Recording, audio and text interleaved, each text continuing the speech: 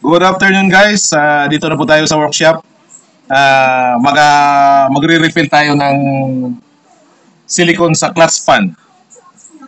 Sisilipin po natin guys yung clutch pan natin kung maluwang na ba o matigas pa kasi laking tulong din sa cooling system ng sasakyan natin.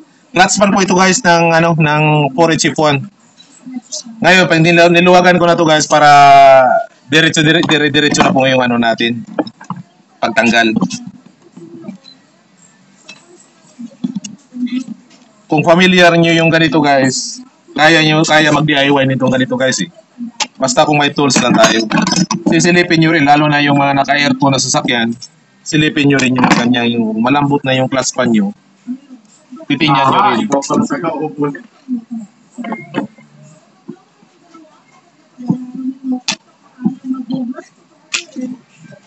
Ito po, tanggal na po yung mga screw bolt niya. Bubuksan na po natin ito guys.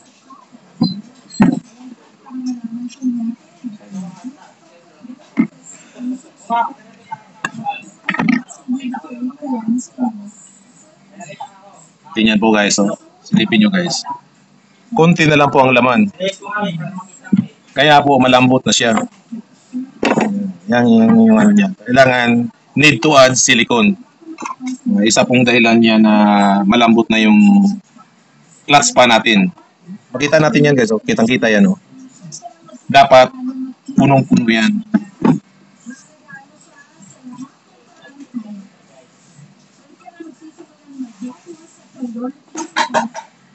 Ang gamit po nating silicone is ganito po.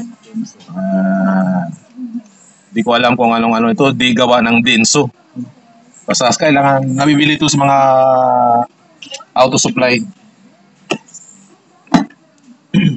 Easy lang po mag-refill ito guys.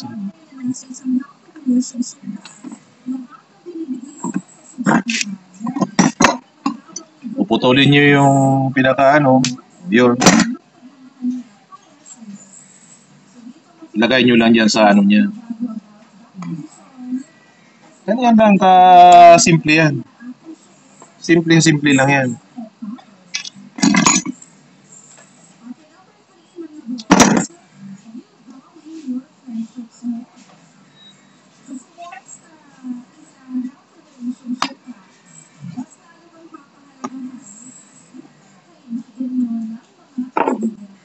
Di ko alam kung anong technique sa iba pero kami ganito talaga mulat sa pool na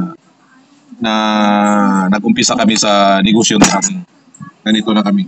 Since 1980s pa kami sa trucking. Ganito yung ginagawa namin. Kasi bawat mekaniko may mga diskarte kanyang rin. Kaya sa amin ganito. Iba-iba naman tayong Iwan ko lang sa iba kung anong style yung ginagawa sa iba. Kasi sabi nila pwede daw gamitan ng injection to. Kaso nagtanong kami sa mga auto supply. Sinubukan namin ng injection. Wala daming masasayang eh. Kasi kaya sa ganito, easy to refill. Laki ng pinagbago niya yung L3 namin dito na Euro 4. Euro 4 L3. Wala pang 1 year. Tumataas na ang temperature. Nakita ka namin na ito lang ang problema niya. Ngayon, nagaganda na yung niya, cooling system niya. Lahat ng mga truck namin dito, papunta sa maliit to malaki. Ganito ang ginagawa namin.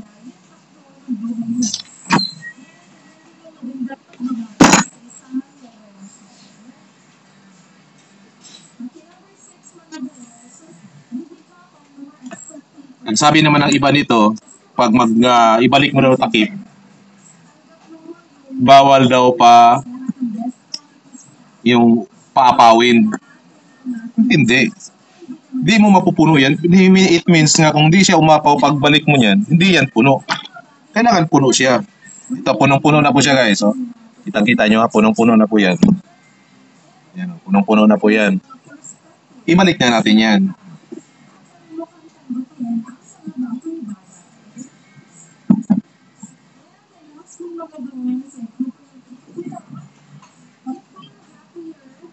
Ganun lang yan guys, kasimple. Yan. Ibalik mo na yung mga screw niya. Mag-aapawan sa gilid yan. Yung mga di niya kayang ipasok doon sa loob. Ano lang kasimple yan. Kayang-kaya to gawin nyo guys, kahit sinong gumawa nito. Kung may tools lang kayo. Yung tinatawag na mag-DIY kayo. Ano lang kasimple yan.